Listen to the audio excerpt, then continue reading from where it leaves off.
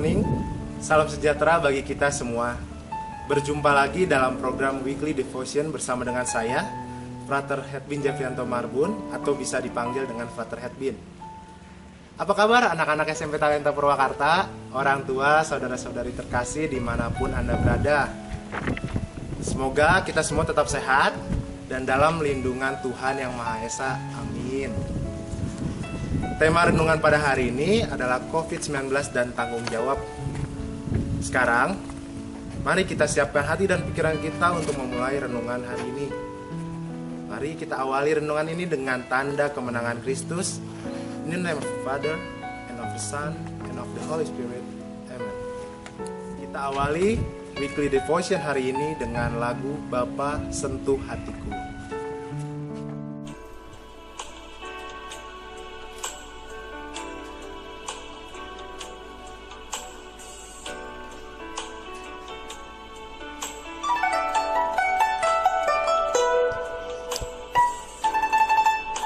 Betapa ku mencintai segala yang telah terjadi,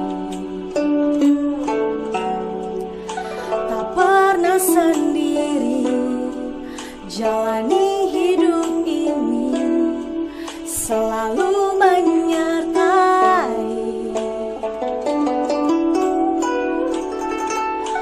Betapa ku menyadari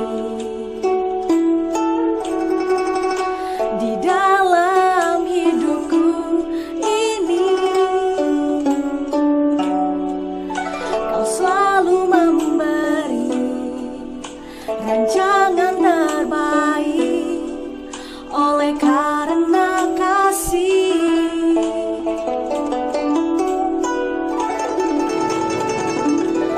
Bapa, sentuh hatiku, ubah hidupku menjadi yang baharu, bagai emas yang murni. Kau membentuk bejana hatiku.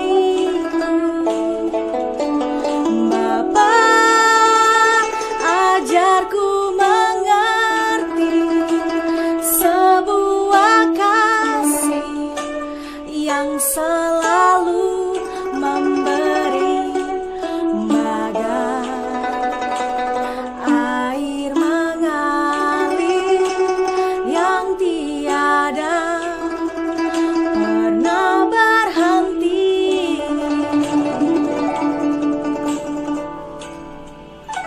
Betapa ku menyadari di dalam hidupku ini, Kau selalu memberi rancangan terbaik oleh karena kasih.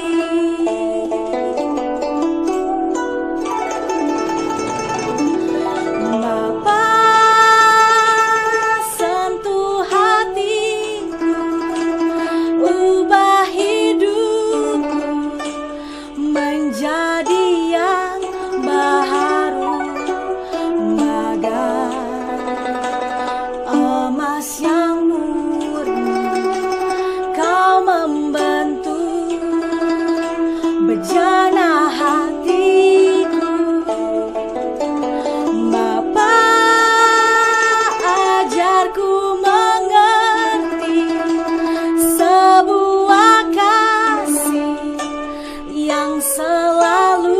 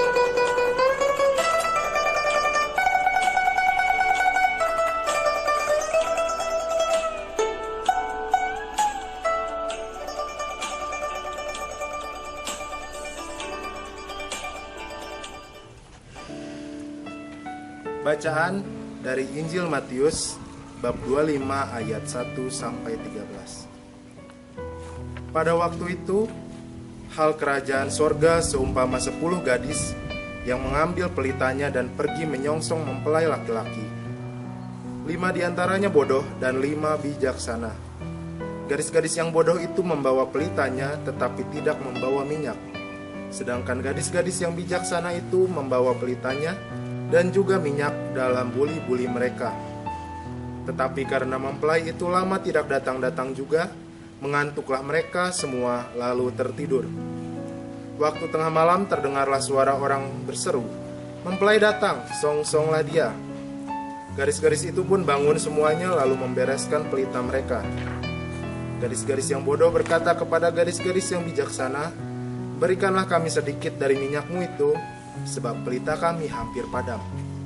Tetapi jawab gadis-gadis yang bijaksana itu, "Tidak, nanti tidak cukup untuk kami dan untuk kamu. Lebih baik kamu pergi kepada penjual minyak dan beli di situ." Akan tetapi, waktu mereka sedang pergi untuk membelinya, datanglah mempelai itu dan mereka yang telah siap sedia masuk bersama-sama dengan dia ke ruang perjamuan kawin, lalu pintu ditutup. Kemudian datang juga gadis-gadis yang lain itu dan berkata, "Tuan, Tuan, bukakanlah kami pintu." Tetapi ia menjawab, "Aku berkata kepadamu, sesungguhnya aku tidak mengenal kamu. Karena itu, berjaga-jagalah, sebab kamu tidak tahu akan hari maupun akan saatnya." Demikianlah sabda Tuhan. Melalui Injil Matius bab 25 ayat 1 sampai 13, terdapat ayat emas, yakni gadis-gadis yang bodoh berkata kepada gadis-gadis yang bijaksana, "Berikanlah kami sedikit dari minyakmu itu, sebab pelita kami hampir padam." Tetapi jawab gadis-gadis yang bijaksana itu, "Tidak, nanti tidak cukup untuk kami dan untuk kamu. Lebih baik kamu pergi kepada penjual minyak dan beli di situ." Anak-anak yang dikasihi Tuhan, serta orang tua dan pemirsa dimanapun Anda berada, marilah kita dengarkan renungan berikut ini, agar firman Tuhan yang sudah kita dengarkan bisa tertanam, bertumbuh dan berkembang dalam hidup kita. Hari ini kita masih melanjutkan permenungan atas undangan Yesus untuk berjaga-jaga. Apa bentuk konkret dari berjaga-jaga? Kita bisa melihat relasi antara gadis yang bijaksana dan gadis yang bodoh. Gadis yang bijaksana tidak mau membantu gadis yang bodoh, bukan karena mereka egois, melainkan ada pesan lain yang lebih penting yang mau diberikan dalam Injil ini, yaitu keberanian untuk bertanggung jawab. Gadis yang bodoh seharusnya membawa minyak cadangan, sebab itu adalah tanggung jawab mereka. Krisis tanggung jawab sering terjadi dalam kehidupan sehari-hari. Contohnya, seorang anak yang akan menghadapi ujian, bukannya belajar dia malah bermain game sampai larut malam. Lalu ketika esoknya ingin ujian, karena takut, anak ini meminta orang tuanya untuk membuatkan surat izin palsu. Jadi alasannya dibuat-buat dan bahkan orang tuanya justru ikut campur dalam hal ini. Semoga dari kita tidak ada yang seperti itu. Kepada seorang anak seharusnya diajarkan tanggung jawab. Bertanggung jawab berarti berani menuntaskan apa yang harus dilakukan. Contohnya lagi, kita sebagai seorang murid, karena tahu kita bersekolah, maka apa yang diberikan oleh guru harus kita ikuti. Bukan berarti guru itu mau ngelakuin itu karena bertindak egois, tapi ingin kita juga semakin baik di masa depan. Dan kita yang tahu kita adalah murid, kita juga harus mengikuti, karena itu adalah tanggung jawab kita sebagai seorang murid. Masa pandemi ini, di tingkat pribadi, banyak dari kita yang tidak bertanggung jawab karena tidak memperhatikan protokol kesehatan. Tanggung jawab pribadi seharusnya dilihat juga dalam konteks sosial, konteks bermasyarakat. Kita bertanggung jawab menjaga keselamatan sesama. Jadi kita tahu bahwa sekitar kita sudah menggunakan masker, menjaga protokol kesehatan, maka kita juga harus turut serta ikut menjaga protokol kesehatan. Jadi orang lain ingin sehat, tapi kalau kita tidak menjaga protokol kesehatan, orang lain sama saja mencari penyakit ketika bertemu dengan kita. Maka tanggung jawab itu tidak berarti hanya untuk kita juga, tapi untuk orang lain di sekitar kita. Sehingga dengan begitu, kita dan orang lain bisa selamat. Kita bisa melangkah lebih dalam lagi. Di satu sisi, kita harus bertanggung jawab atas apa yang memang menjadi tugas kita. Di sisi lain, kita pun perlu bertanggung jawab untuk membantu sesama dalam menanggung beban yang sungguh berat dan yang tidak terangkat lagi. Pada tingkat yang lebih luas, Paus Fransiskus dan WHO pernah memberikan pernyataan untuk mendorong negara-negara kaya bersolidaritas dalam hal vaksinasi. Jadi ada negara-negara kaya yang menimbun vaksin untuk diri mereka sendiri, bahkan sudah merencanakan vaksin dosis ketiga. Memang di satu sisi kita sadar bahwa negara-negara kaya itu sangat ingin menjaga warga negaranya sehingga menimbun vaksinasi supaya warga mereka bisa vaksin dan sehat. Tapi sebenarnya ada tanggung jawab yang lebih mulia, yakni membagikan vaksin kepada negara-negara miskin. Karena kita sadar, kalau misalnya di negara-negara kaya, warga negaranya sudah ingin vaksin ketiga, belum tentu di negara-negara miskin, warga negaranya sudah vaksin untuk dosis yang pertama. Maka ada saatnya untuk negara-negara kaya bisa membagikan vaksin kepada negara-negara miskin sebagai bagian dari tanggung jawab bersama dan juga kepedulian. Bertanggung jawab itu tidak mudah, namun kita beriman pada sosok Yesus, yakni seorang pribadi yang bertanggung jawab secara total dan sempurna. Yesus sengsara dan wafat di salib sebagai bagian dari bentuk tanggung jawab untuk keselamatan kita semua, umatnya, yakni manusia. Bertanggung jawab berarti peduli, berarti mau repot, dan juga berjerih payah.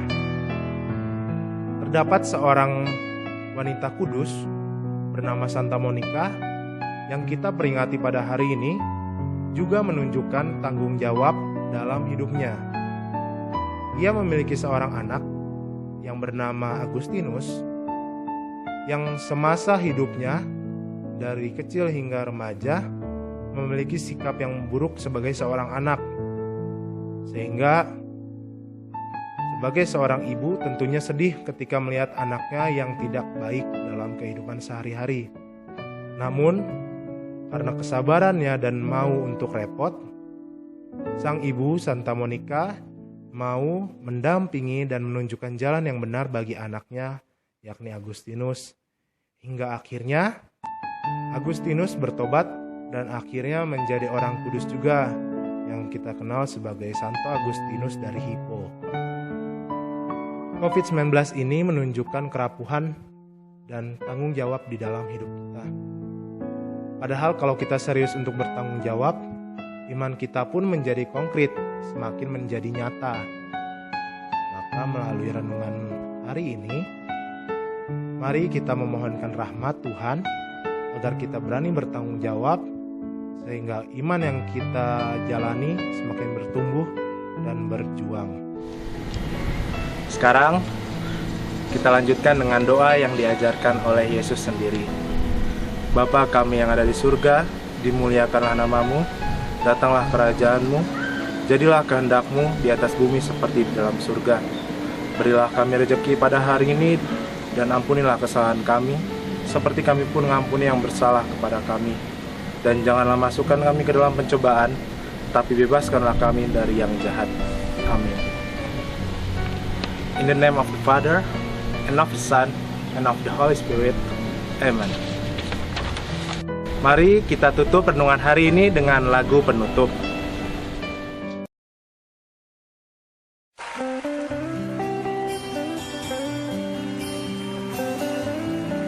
Kami cinta Engkau Tuhan.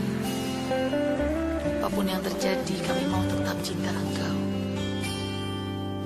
Ku mau cinta Yesus selamanya.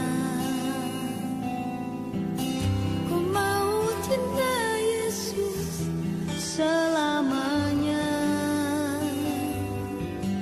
Meskipun badai silih berganti dalam hidupku, ku tetap cinta Yesus selamanya. Ku mau cinta Yesus selamanya. Ku mau cinta Yesus selamanya. Meskipun badai silih berganti dalam hidupku, ku tetap cinta Yesus selamanya. Ya Bapa, Bapa, ini aku anakmu, layakkanlah seluruh hidupku. Ya Bapa, Bapa, ini aku anakmu, pakailah sesuai dengan rencanamu.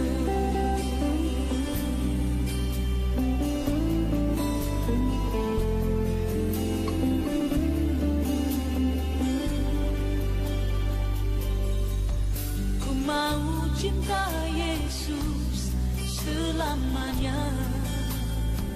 Good morning, tetap semangat, tetap jaga kesehatan, dan jangan lupa selalu mematuhi protokol kesehatan. Salah satunya dengan menggunakan masker dengan benar.